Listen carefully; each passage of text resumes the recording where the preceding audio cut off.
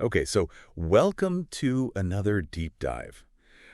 Today, we are going to be looking at something that I think is so important and so relevant to everyone today, Yeah. and it's this idea of protecting your mind from manipulation. Hmm. And so one of you listeners sent us this really interesting guide, Okay. and it's focused on resisting deception. They're kind of using religious teachings as a framework, Right. but what we want to do is pull out some really practical steps that I think anyone can use to navigate today's world. Oh, absolutely. Yeah. A lot of Information overload. Yeah. information overload, and so much of it is conflicting. So how do you know what to trust? Right. And one thing that was so interesting about this guide is that it suggests that current events are aligning with prophecy, and it really encourages believers to recognize that there's widespread deception. That's interesting. So let's dive in. Okay. So right off the bat, one of the things that this guy is really concerned about is just how easily truth can be distorted. Yeah. It's not always black and white anymore. Right. And they point to things like media and education and technology as places where that line just gets really blurred. Yeah. Yeah. No, I mean, you can see that everywhere. Right. And what's so interesting is that they reference some pretty old texts Okay. that talk about this. They have one that says, "Woe to those who call evil good and good evil." Hmm. And another one that warns about, "You shall not be misled." Yeah. So it's interesting to think that this has been a challenge for people since forever. Well, yeah. I mean, people have always tried to manipulate other people for their own purposes. Right, exactly. And so one of the big takeaways from this guide is to really critically evaluate the information that's coming at you. Absolutely.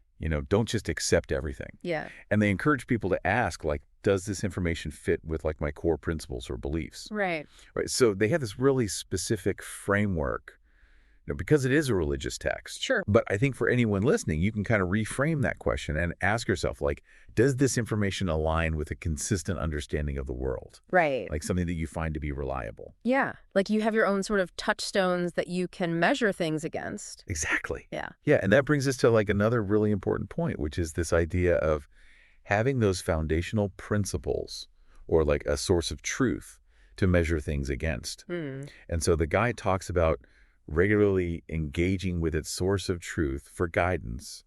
And, in this specific guide, that means daily engagement with Scripture. Okay.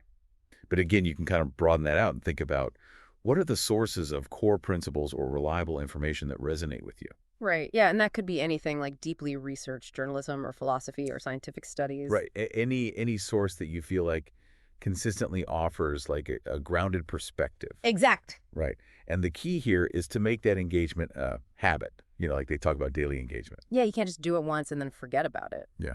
Right. You have to make it a regular practice. Absolutely. And that kind of leads into the next point, which is seeking wisdom, when things feel confusing. Okay. And in the guide's context, they talk about prayer for discernment and trusting that a higher power will help you see clearly. Hmm. And so, again, thinking about how to apply this to anyone's life, I think the takeaway here is to take that time to reflect and to really seek clarity when things feel murky. Yeah. Don't just react to everything that's coming at you, but take a moment to pause.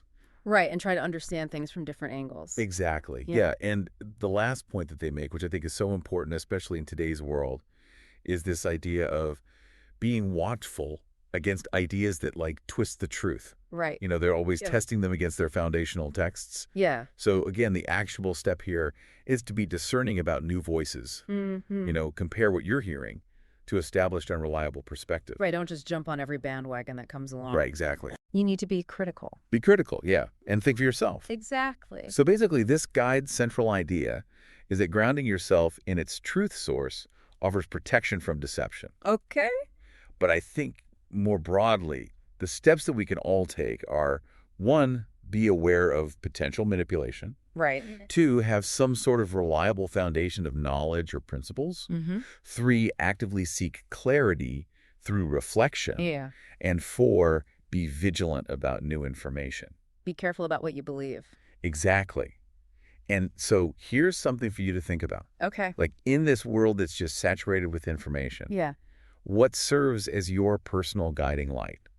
How do you make sure that you're staying on a path that you trust? That's a good question. And what core principles shape how you see everything. Yeah, it's something we all need to think about. It is.